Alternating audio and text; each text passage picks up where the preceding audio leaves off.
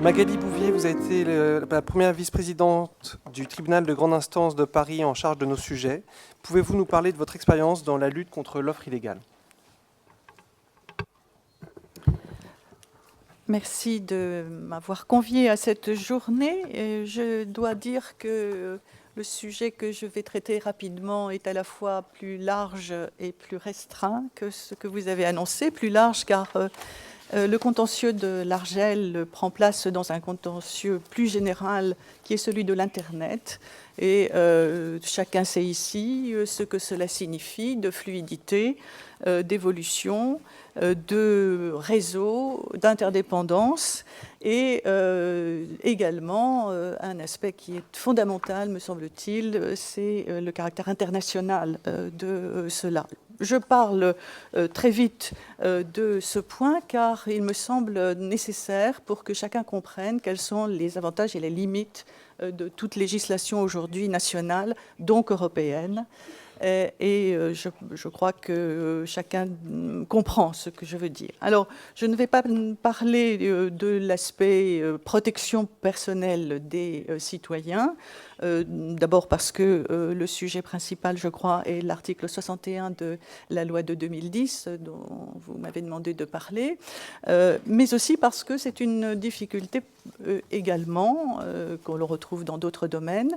Le juge judiciaire et le juge en effet, des litiges civils, mais vous comprendrez que le consommateur, qu'il soit joueur, qu'il soit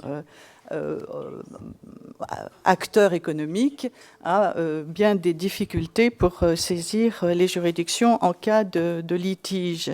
Nous pourrions y revenir et en parler longuement. Je ne vais pas parler non plus de l'aspect pénal, et pourtant le président de l'Argel a la possibilité de saisir le parquet en cas de constatation d'infraction. Je ne vais pas en parler, non pas parce que je ne suis pas intéressée par cette question, et d'ailleurs dans la salle il y a un représentant du parquet qui pourrait répondre à toute question sur ce sujet, mais parce que jusque-là il n'y a pratiquement pas eu de saisine du parquet d'affaires pénales. Sans doute, les mêmes difficultés que nous rencontrons en matière civile se retrouvent en matière pénale. Comment envisager des procédures à l'encontre d'opérateurs illégaux qui sont domiciliés dans des régions tout à fait intéressantes du point de vue touristique, mais très peu du point de vue de l'application de la loi. Un mot sur l'article 61, donc, tout le monde connaît ici, mais dont je dois pouvoir rappeler qu'il s'agit dans cette législation de 2010 qui était, rappelons-le, souhaitée par l'Europe, qui a fortement incité la France à ouvrir, en effet, le marché aux jeux en ligne qui sont considérés au plan européen et je crois en France comme une activité particulière, ce qui a autorisé le législateur français à ouvrir sous conditions. Alors les conditions, vous les connaissez, vous les avez appliquées, et l'article 61 de cette fameuse loi prévoit que le président de l'autorité de régulation des jeux en ligne peut saisir le juge judiciaire, en l'occurrence le président du tribunal de grande instance de Paris, compétence exclusive de Paris, statuant comme en matière de référé, j'en dirai un mot, pour obtenir quoi? Non pas une condamnation de l'opérateur illégal, d'un site qui opère un site illégal, c'est-à-dire qui n'a pas reçu l'agrément de l'Argel, mais pour obtenir que le juge judiciaire impose aux intermédiaires, à certains intermédiaires, la loi avait cité, je parle en français, les hébergeurs, les fournisseurs d'accès, et également les moteurs de recherche. Donc, ces intermédiaires, on peut leur imposer de ne pas permettre l'accès à des sites illégaux. Alors, c'est une disposition qui est classique désormais dans le droit de l'Internet. Vous vous souvenez que la loi de 2004 l'avait prévu. avec des termes un petit peu différents, mais le mécanisme est le même, et on comprend que le législateur a estimé que cette disposition permettait, quoi qu'il en soit de la bonne volonté ou des procédures engagées à l'encontre des opérateurs de sites illicites, d'empêcher l'accès, provisoirement ou définitivement, dès lors que les sites restaient illégaux, et c'est un moyen qui est utilisé dans d'autres domaines, comme vous le savez. Alors, cette disposition a-t-elle été mise en place? Oui, le président de l'Argel a saisi le président du tribunal de grande instance depuis 2010. Je crois pouvoir dire que fin 2014, il y avait eu un peu plus d'une centaine de procédures, mais qui concernent un nombre bien plus important de sites. Ces procédures ont fait l'objet de décisions, donc en première instance par le juge des référés, le premier vice-président chargé de ces contentieux, qui, pour l'essentiel, sauf quelques débats au début de la mise en place de la loi, n'ont pas fait l'objet de recours, ou lorsque ces recours ont été exercés à cet instant, en tous les cas, il n'y a pas eu de décision contraire à ces décisions, c'est-à-dire que, en effet, le premier juge a pu établir une jurisprudence qui est globalement acceptée. Alors, je ne sais pas si ça fait partie du bilan qualitatif qu'il faut retenir, mais je pense que c'est un élément intéressant. Pourtant, au départ, il y a eu beaucoup de questions juridiques qui ont été posées, notamment au regard des normes européennes. Il y a eu quelques QPC, je crois, qui ont été sollicitées, qui n'ont pas été transmises, et le débat s'est vu assez rapidement clos. Alors, s'il s'agit du juge qui intervient donc dans un domaine très particulier, je note, et pour moi c'est un élément du bilan, que le législateur a prévu ce recours au juge pour, parlons rapidement, bloquer l'accès à un site illégal. Je crois personnellement que c'est un élément très important, d'abord sur le terrain des principes, bien évidemment, mais aussi sur le terrain de l'efficacité, car devant le juge se sont développés un certain nombre de discussions sous forme de moyens juridiques, parfois assez pointus, et il était important que chaque intervenant, me semble-t-il, les opérateurs, pas directement, mais peut-être indirectement. En tous les cas, les hébergeurs mis en cause, comme les FAI, comme le ministère public présent à ces audiences civiles, car il est jugé important que une vision de l'intérêt public soit développée à ces audiences. Donc que l'ensemble de ces acteurs puissent exprimer leurs intérêts légitimes et développer leurs moyens juridiques me paraît une excellente chose, même si ça prend un peu de temps au départ. Au moins, la discussion est aboutie, et elle est surtout aboutie lorsque, comme ça a été le cas devant le tribunal de grande instance de Paris, nous avons pu organiser des audiences spécifiques, et donc dans des conditions, je crois, assez permettant la discussion, y compris après l'audience, disons-le. Ce qui veut dire que ces acteurs, ces différents acteurs, y compris le juge, le ministère public et les avocats représentant les principaux partenaires, les principaux acteurs de ce secteur, ont pu échanger, se connaître, évoluer eux-mêmes en fonction de ce que les autres pouvaient leur apporter. C'est comme ça que se fait la jurisprudence. C'est comme ça, je crois, que se fait aussi, que se joue une partie du rôle du juge, qui est non seulement de sanctionner, d'appliquer la loi, mais de comprendre et de permettre peut-être une meilleure évolution de celle-ci. Alors, j'ai parlé de la procédure elle-même. C'est un point très important pour un juge, évidemment, parce qu'il révèle les difficultés de l'application d'une loi. Alors, le législateur, dans sa grande sagesse, depuis quelque temps, dans les contentieux nouveaux, prévoit que le juge peut être saisi selon la procédure en la forme des référés ou comme en référé. il pense sans doute que cette voie est la seule possible pour que les procédures soient jugées rapidement. On pourrait en parler en dehors de cette journée.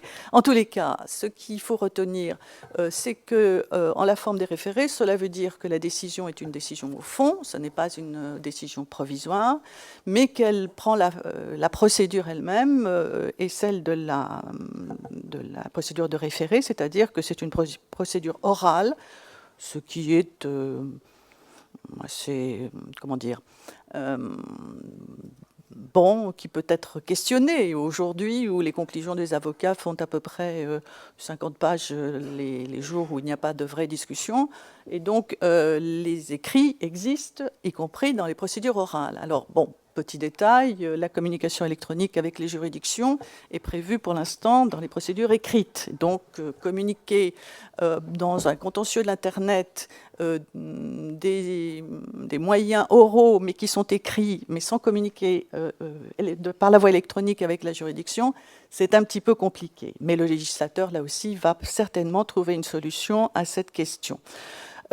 S'agissant de la procédure de référé ou en la forme des référés, il y a en effet un avantage qu'il faut souligner, qui est celui que, étant une procédure orale, enfin presque orale, jusqu'à l'audience, les demandes des parties peuvent évoluer, ce qui est évidemment intéressant dans un contentieux où, parlons simple, les hébergeurs choisis par les opérateurs peuvent être évidemment changés jusqu'à la dernière limite, c'est-à-dire que se pose une des questions majeures de l'application de cette loi, la possibilité pour l'Argel de modifier sa demande avant l'audience quand elle le peut, et la question de la mise en cause des hébergeurs successifs qui va donner lieu à une observation complémentaire dans mon exposé tout à l'heure. Alors, le pouvoir du juge, évidemment, en matière de référé, est aussi une question intéressante, puisque le pouvoir du juge des référés est de prendre des mesures adéquates, c'est-à-dire de répondre à une situation qui est déterminée par la loi, ce qui lui laisse une petite marge de manœuvre lorsque, effectivement, la situation juridique évolue. Ce choix de procédure n'est donc pas sans intérêt.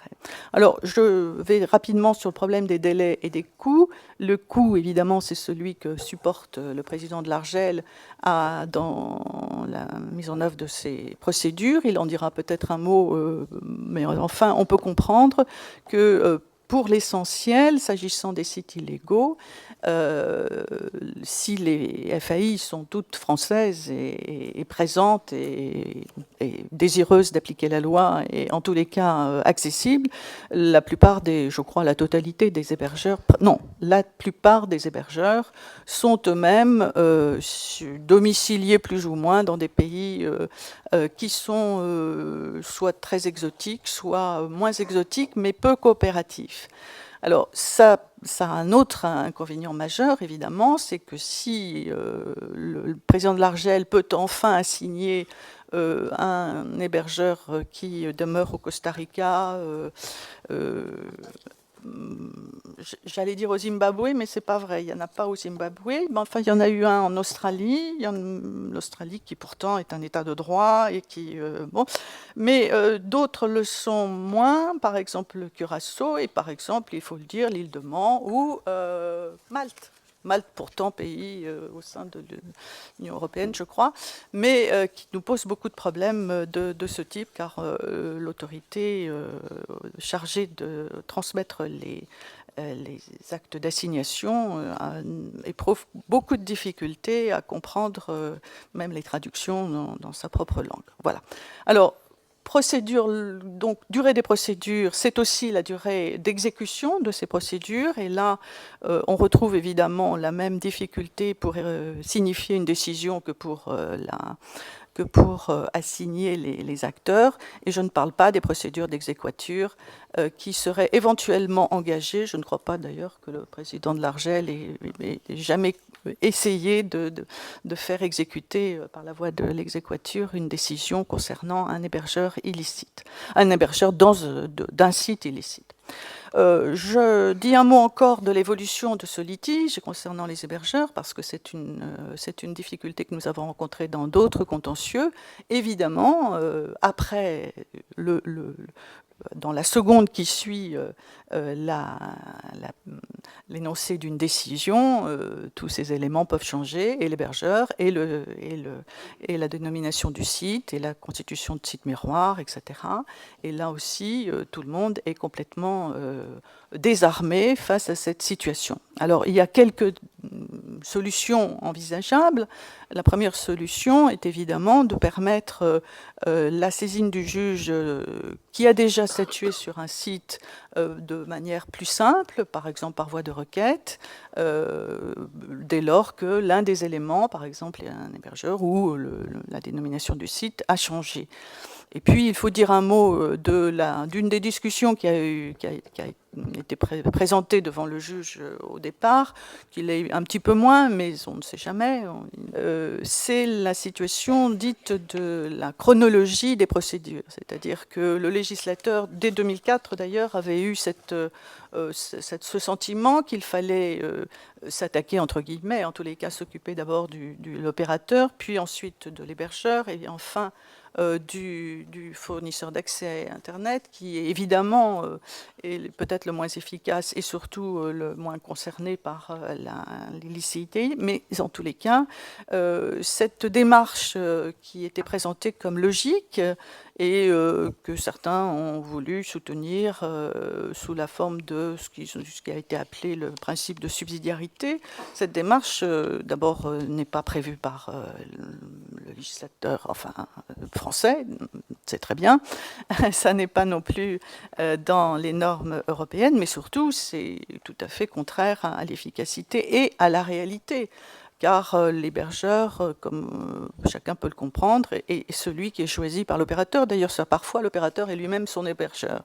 Ce qui signifie que si on discute de l'évolution de la loi dans le sens d'une meilleure efficacité, et si on veut éviter une fraude à la loi systématique en ce qui concerne la présence de ces intermédiaires-là, il faut dire très simplement que le président de l'Argel peut saisir le président du tribunal de grande instance sur le fondement de l'article 61 à l'encontre de tout intermédiaire, ou en tous les cas de quelque intermédiaire que ce soit, qu'il soit fournisseur d'accès Internet, moteur de recherche, pourquoi pas, ça n'a jamais été envisagé, ou hébergeur selon son choix. Voilà. Alors, dernier élément que je voudrais souligner peut-être, c'est que, en effet, dans le cadre de l'article 61, bien sûr, le juge judiciaire n'est pas compétent pour statuer sur les demandes des personnes, c'est-à-dire des consommateurs, éventuellement victimes de malveillance. En revanche, on peut s'interroger sur justement ces procédures, soit civiles, soit pénales, qui pourraient peut-être faire l'objet d'un réexamen, car je pense que c'est inimaginable de retenir qu'il n'y a pas de litige aujourd'hui et depuis 5 ans entre un consommateur, un joueur, et les opérateurs, surtout s'ils sont illégaux. Donc c'est un champ de réflexion, je crois, qu'il faut ouvrir. Quant au rôle de l'Argel, d'autres l'ont abordé. Je pense effectivement qu'il y a des pistes à creuser. Éventuellement, l'ancien magistrat que je suis pourrait donner quelques éléments de réflexion supplémentaires. Mais mon temps est largement échu, donc je vous prie de m'en excuser et je vous remercie. Merci beaucoup.